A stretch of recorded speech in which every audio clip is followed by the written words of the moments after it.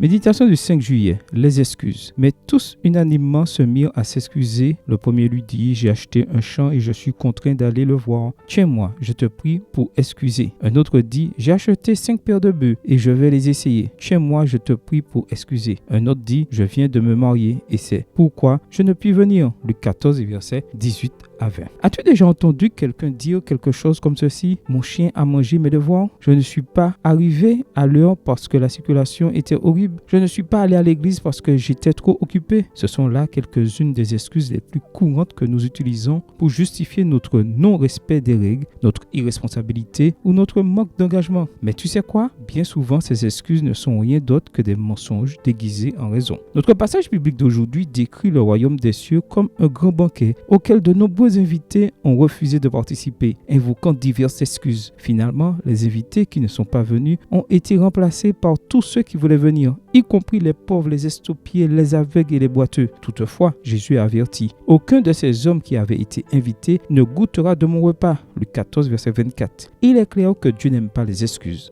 Pourquoi? Les excuses nous empêchent de grandir en tant qu'individus et dans notre vie chrétienne. Jim Rohn, entrepreneur américain et conférencier motivateur, a dit « Les excuses sont comme des clous qui nous maintiennent dans la médiocrité. En évitant de prendre la responsabilité de nos actes, nous ratons l'occasion d'apprendre et d'être bénis. De plus, nous nous éloignons de la volonté et du but de Dieu pour nous. Les excuses donnent une mauvaise image de nous aux yeux des autres, mais aussi de nous-mêmes et nous privent de la paix et de la joie. Je t'invite donc à laisser les excuses de côté dès aujourd'hui et à prendre tes responsabilités. Ne cherche pas de prétexte pour éviter ou reporter ce que tu dois faire. N'essaye pas de te leurrer, de leurrer les autres ou de leurrer Dieu. Rappelle-toi qu'il t'a doté de tout ce dont tu as besoin pour répondre à son appel. Voir 2 Pierre 1, verset 3. Ne gaspille pas le temps et les talents qu'il t'a donnés. Profite de chaque jour pour l'honorer par ta vie. Quelle excuse abandonneras-tu aujourd'hui? Quelle action entreprendras-tu pour démontrer ton engagement envers Dieu et envers les autres? Tout ce que ta main trouve à faire avec ta force, fais-le. Ecclésiaste 9, verset 10. Amen.